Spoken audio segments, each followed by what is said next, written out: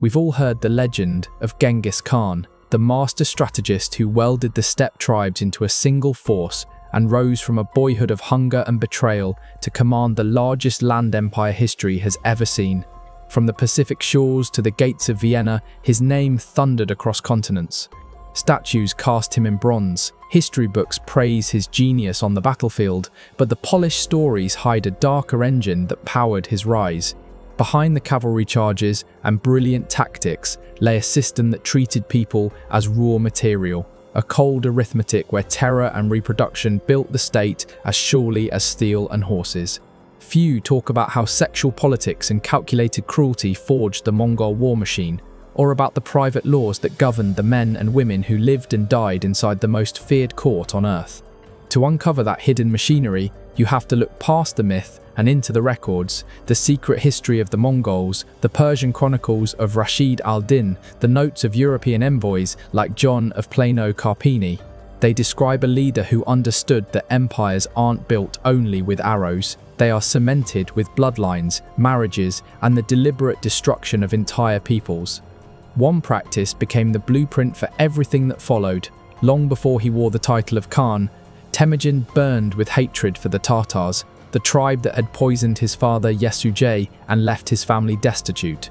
By the year 1202, he was no longer a hunted orphan but a rising conqueror, and when he cornered the last Tatar forces, his order was chillingly precise. Every male taller than the iron pin that held a cartwheel to its axle roughly 3 feet was to be executed where he stood. Imagine the scene. A boy is hauled forward, forced to stand beside a wagon as a guard measures him against the hub. One glance, and his fate is sealed. The massacre swept away thousands. Only the women were spared, and they were not spared for mercy. They were seized as spoils, folded into the households of Temujin and his commanders. The most prominent and beautiful were taken as wives or concubines. Temujin himself chose 2 Tatar sisters, Yisugan and Yisui, to join his own camp. This was not a moment of uncontrolled vengeance. It was deliberate statecraft. The male line was to vanish, the female absorbed, the Tatar name erased in a single generation. Once tested, the formula was repeated. Years earlier, the Merkits had raided Temujin's camp and abducted his wife Berta, a humiliation he never forgot. When his armies finally shattered the Merkit clan, their chief's widow, Tana, was seized and later given to his 3rd son, Urgadai. That captive would one day serve as regent of the entire empire, wielding authority over princes and generals. Another step in the same design came with the Kerites, former allies turned enemies. After crushing them in 1203, Genghis took the brilliant Kerite noblewoman Sorgaktani Beki and arranged her marriage to his youngest son, Tolui. From that union were born Munka, Kublai, Hulagu, and Arik Burk, 4 grandsons who would each command vast dominions, ruling China, Persia, and the Mongol heartland itself. A single political marriage had seeded an imperial dynasty. The message behind these acts was unmistakable: conquer, kill the men, take the women, and steal the future. By absorbing the defeated into his bloodline, Genghis ensured loyalty where none had existed and wiped out the possibility of rebellion from the old male elite. The practice of slaughter and absorption became the silent cornerstone of Mongol expansion, as vital to its success as horse archers or siege engines. But control over reproduction was only one part of the structure. To keep a realm that spanned half the known world from splintering, Genghis needed a law that reached into every household, a code that bound soldiers, courtiers, and herdsmen alike. In 1206, on the banks of the Onon River, a great Kurultai gathered the chiefs of the steppe. Temujin stood before them and was acclaimed as Genghis Khan, ruler of all the Mongols. Alongside his new title, he unveiled a hidden body of decrees known as the Yasa. Unlike other legal codes, it was not carved in stone or written for public eyes. It was secret, known only to the Khan and his princes, but its reach was absolute and its penalties played out before all. The Yasa demanded loyalty, military discipline, and strict order in private life. Among its harshest rules were those governing sex and marriage. Adultery, whether committed by a man or a woman, peasant or noble, was punishable by death. Persian chronicler Atta Malik Juvaini, who later served at a Mongol court, noted that while a man might take multiple wives and keep concubines, to even approach another man's spouse was a capital crime. The same fate awaited two unmarried lovers if they were discovered together. No matter how willing both had been, no chance to buy forgiveness. The Yassa's shadow stretched from the yurts of common herders to the chambers of royal consorts, binding every subject in a web of secrecy and fear. These intertwined strategies, the erasure of male lines, the folding of women into new families, and the iron discipline of the Yassa formed the hidden architecture of Genghis Khan's rise. They explain how a nomadic warlord became master of half the earth, and why the empire he built carried scars far deeper than the tracks of hooves across the steppe. And as we turn to the next practice recorded in the chronicles, the picture only grows darker. This was never about worship or lofty ethics. It was about keeping the army sharp and the steppe united. A quarrel over a woman could tear a company apart. A fighter distracted by lust or jealousy wasn't watching the enemy. Under the Yassa, women were treated as possessions, and that property was guarded with deadly certainty. But the law's grip reached far beyond affairs.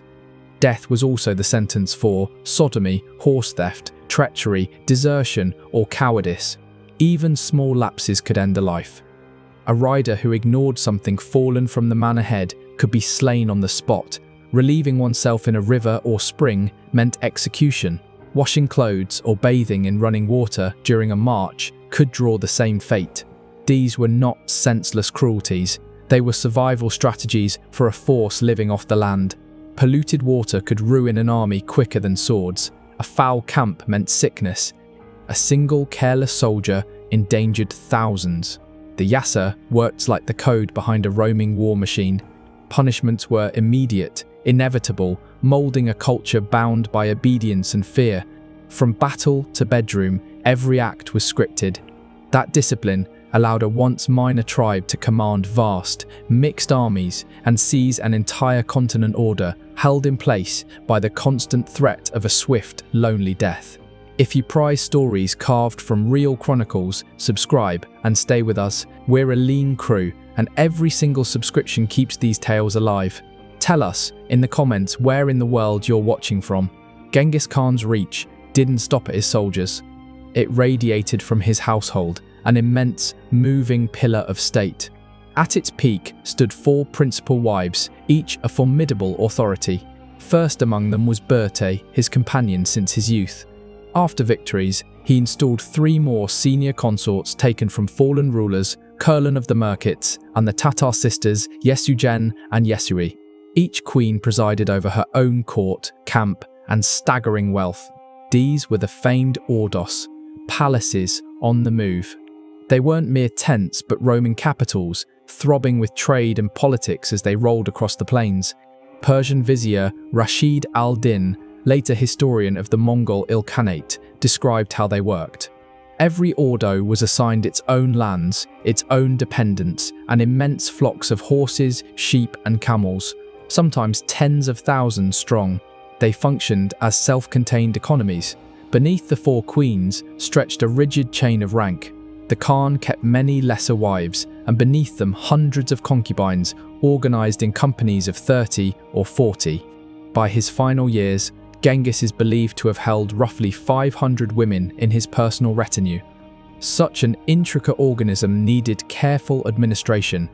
Eunuchs taken from China's courts and Persia's palaces served as guards, stewards, and tutors inside these female-led centers. The women were anything but idle. They advised on policy, commanded networks of favors, and, most crucially, bore the empire's heirs. The Ordos were the empire's nurseries, the crucibles of succession. Bertay's 4 sons, Jochi, Chagatai, Ogadai, and Tolui, would each inherit a quarter of the realm. None of this was driven by affection. It was production of heirs, of riches, of authority. Each Ordo stood as a living monument to the Khan's triumph, fashioned from the human spoils of war. When Genghis Khan died in the summer of 1227, his dominion passed to his chosen successor, his 3rd son, Ogadai. Yet Ogadai received far more than banners, armies, and treasuries. He also absorbed part of his father's household, including junior wives. This was levirate marriage, an old steppe tradition scaled to imperial height by the Mongols. To foreign eyes, it was appalling.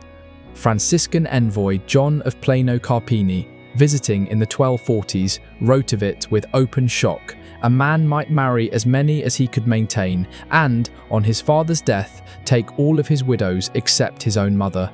That boundary was absolute. No son could touch the woman who bore him. But every other wife, his stepmothers, belonged to the estate, no different from herds or tents. Love had no place here. The aim was to keep wealth, followers, and alliances inside the bloodline. A noble woman came with livestock, attendants, and political weight. Levirate marriage locks those assets inside the clan. After Genghis's passing, Egedei brought several of the late Khan's wives into his own encampment. One, Merj Khatun, was later gifted to a trusted general, proof that these women, once inherited, could be traded as rewards for loyalty. The habit didn't end with Ogedei. When he died, his son Guyuk absorbed the remnants of his harem. When Hulagru carved out a dynasty in Persia, he too practiced levirate, weaving inherited consorts into his new order.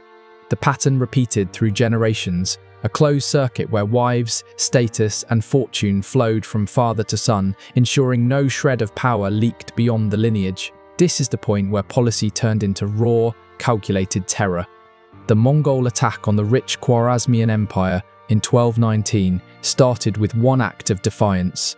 A Mongol trade mission was seized in Otrar, its members slaughtered. Genghis Khan dispatched envoys demanding restitution. The Shah's answer was an outrage. One envoy executed, the others humiliated, their beards hacked away. To the Khan, this was more than insult. It was a challenge to his authority. His reply was not simply war, but devastation on a scale no one had yet imagined. What followed was warfare designed not only to crush resistance, but to obliterate entire cultures. Among the tools of that annihilation was organized sexual violence, used deliberately to break a people's spirit. Contemporary Persian chroniclers, Juvaini and Ibn al-Athar, witnessed the aftermath and wrote of it without disguise. Whenever a city defied the Khan and eventually fell, the same terrible choreography unfolded.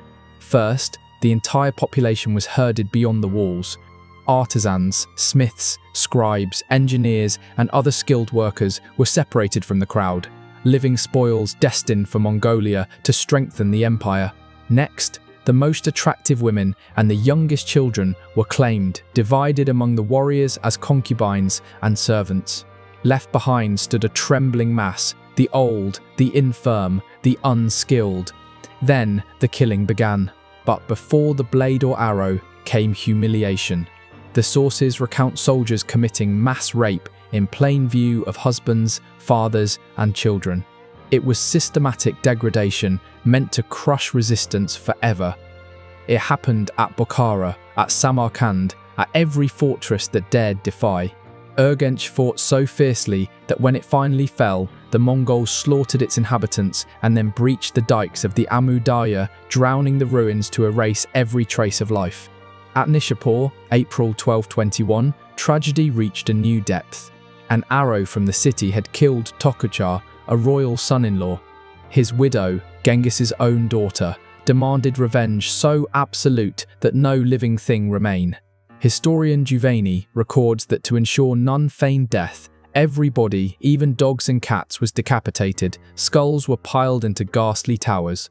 The claim that 7 million perished there strains belief, but the number serves as witness to the scale of destruction. This was not mindless bloodlust.